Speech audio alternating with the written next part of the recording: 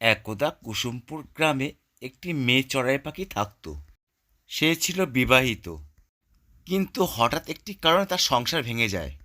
সংসার ভেঙে সে কুসুমপুর গ্রামে এসে বলে, কত না সুখে ছিলাম আমি। আমার হাজবেন্ড আমার সঙ্গে কত প্রতারণা করেছে, কিন্তু সব কিছু ভুলে গিয়ে আমি এমন একটা জায়গায় এসে পড়েছি যেখানে কোনো কিছুই পাচ্ছি না। এটা আবার কি জায়গা? কিন্তু আমার ছানাপোনারা, আমার হাজবেন্ড তাদেরকে আটকে রেখে দিয়েছে। আমি যতক্ষণ না নিজের পায়ে দাঁড়াতে পারছি, ততক্ষণে আমি আমার হাজবেন্ডের কাছ থেকে আমার সন্তানদের কিছুতেই আনতে পারবো না। দেখি এদিক ওদিক চেয়ে যদি কোনো জায়গায় কিছু পাই, কিন্তু কিছুতেই তো পাচ্ছি না কোনো কিছু। এখন কি হবে উপায় বুঝতে পারছি না।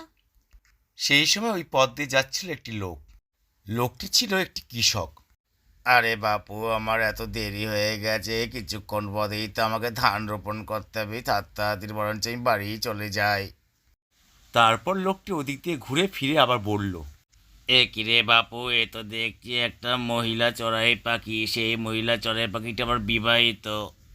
এ কথা বলে সে স্ট্যাচুর মতন দাঁড়িয়ে রইল। আবার সে চড়াই পাখির কাছে এগিয়ে গিয়ে সে বলল মনে মনে, এরকম চড়াই পাখি তো কোনোদিনও দেখিনি, একদম মেয়ে ছেলেদের মতন দেখতে, সিঁদুর পড়েছে। আচ্ছা ভাই, তুমি এখান দিয়ে কোথায় যাচ্ছ? তোমাকে তো এই গায়ে কখনো দেখিনি। তোমাকে তো সম্ভ্রান্ত পরিবারের মহিলাই মনে হচ্ছে। তুমি এখানে কি করছো? তুমি বরঞ্চ বাপু বাড়ি ফিরে যাও। বাড়িতে তোমার স্বামী বাচ্চারা অপেক্ষা করছে, বুঝেছো বাপু? যাও যাও যাও, বাড়ি ফিরে যাও, তাড়াতাড়ি বাড়ি ফিরে যাও। তোমার জন্য সবাই অপেক্ষা করছে, খুব চিন্তিত আছে, তুমি বাড়ি ফিরে যাও। ওরা হয়তো এখন তোমাকে খুঁজতে পর্যন্ত বেরিয়ে গেছে, তুমি বাড়ি ফিরে যাও বাপু। লোকটি কথা বলল। তখন চড়াই পাখি বলল, হায় হায় রে হায়, আমার কি হয়েছে তুমি জানো? আমার হাজবেন্ড খুব মদ খায়, আমাকে মেরে তাড়িয়ে দিয়েছে। হাজবেন্ডের সাথে আমার ডিভোর্সও হয়ে গেছে, কিন্তু আমি রোজগার পাতি করি না বলে ও আমাকে আমার সন্তানদের দেয়নি। তাই আমি অসহায়ভাবে এখানে এসে পৌঁছেছি।